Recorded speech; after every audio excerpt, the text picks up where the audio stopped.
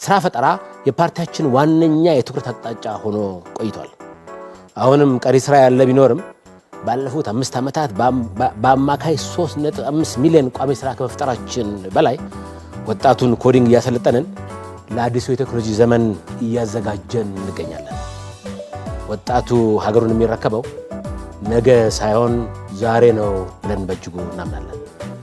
5 በሁሉም የኢትዮጵያ አካባቢዎች ያሉ ዜጎቻችንን የልማት ተሳታፊና ተጠቃሚ ለማድረግ ተግተን ሰርተናል። በኢትዮጵያ የፖለቲካ ኢኮኖሚ ማዕቀፍ ዳር መሃል ዋና አጋር የሚባል ግንብ ፈርሷል። ሁሉም ዜጋ እኩል ድል እንዲያገኝ የሁሉም አካባቢ የልማት አቅም እንዲወጣ ተግተን ሰርተናል። ልማት አሳታፊ ካልሆነ ዋጋ የለውም ብለን አጥብቀን እናምናለን። 6 የኑሮ ውድነትን በተመለከተ በህዝባችን ላይ የሚያስከትለውን ጫና በአግባቡ እንረዳለን። ለዚህ ነው በተናበበ የገንዘብና ፊስካል ፖሊሲ ለተከታታይ 10 ዓመታት አስቸግሮ የነበረውን የዋጋ ግሽበት በመግራት ወደ ነጠላ አሃዝ ማውረድ የቻለው።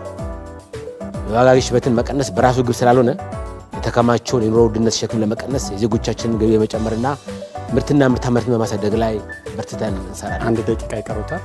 እንደ አንድ ዜጋ ተፎካካሪ ፓርቲዎች የማነሳው ጥያቄ ለኢትዮጵያ ህዝብ ምን ይዛችሁ መጥታችኋል የሚል ነው።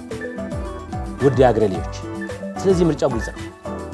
ተፎካካሪዎች እንደሚሉት ወደ ኋላ እንመለስ ወይስ ይህንን ኢትዮጵያን የማዘመንና የማበልጸግ ጉዟችንን አጠናክረን እንቀጥል? የብልጽግና ፓርቲ የተሻለ ነገን ቃል እየገባ ብቻ ሳይሆን ዛሬ እየገነባ ነው።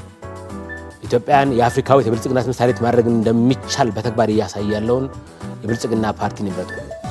ከአፍርሶ መገንባት አባዜ ኢትዮጵያ ወጥቶ ልጆቻችን የተሻለ ነገን እየሰራ ያለውን የብልጽግና ፓርቲን ይምረጡ።